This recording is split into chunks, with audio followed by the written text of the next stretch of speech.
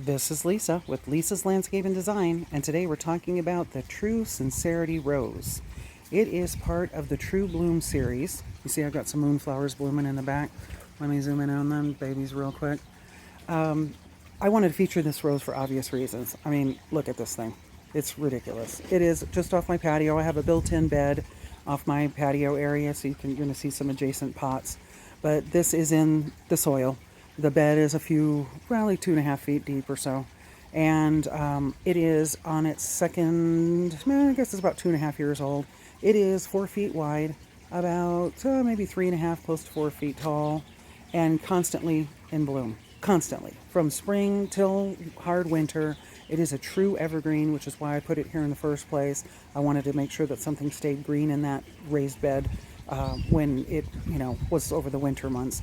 But I was stunned, really, over the last 2 years. Last year, in particular, with the horrible drought we had and very little water, it wasn't happy. I'm not going to say it was just thrilled and couldn't bloom fast enough, but it certainly held its own and held up like a trooper being in a raised bed. And then in the cooler months, it came back immediately as soon as it started to cool off last year. And after our 3 months of 112 degrees and no rain, it immediately started blooming. And then again this spring, here we go.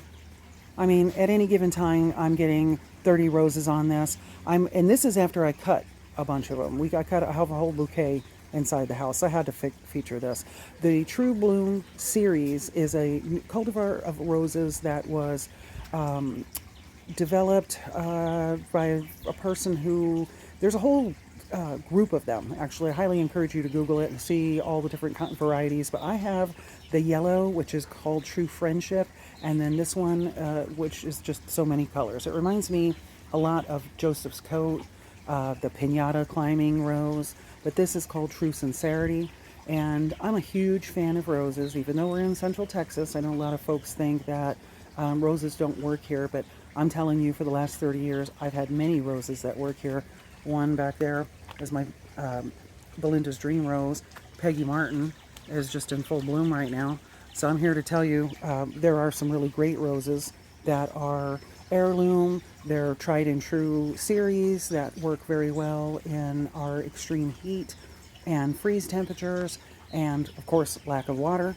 What you really want to look for in a rose is one that's going to be super disease resistant. We have high humidity here. So roses don't like high humidity, and they certainly don't like getting their leaves wet.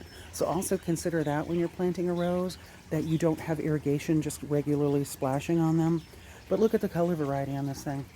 I mean, it's crazy. Some of them look like they've been spray painted. They're so stunning and striking. And I just figured I'd take advantage of this child right now that it is in full bloom and all its glory to let you know if you find these. Still probably can find some roses in February and March even, but they're going to be available usually early February. To absolutely give this a try, make sure it gets plenty of good sunlight. This gets sunlight all day, morning till night, and it is a trooper in the Central Texas landscape.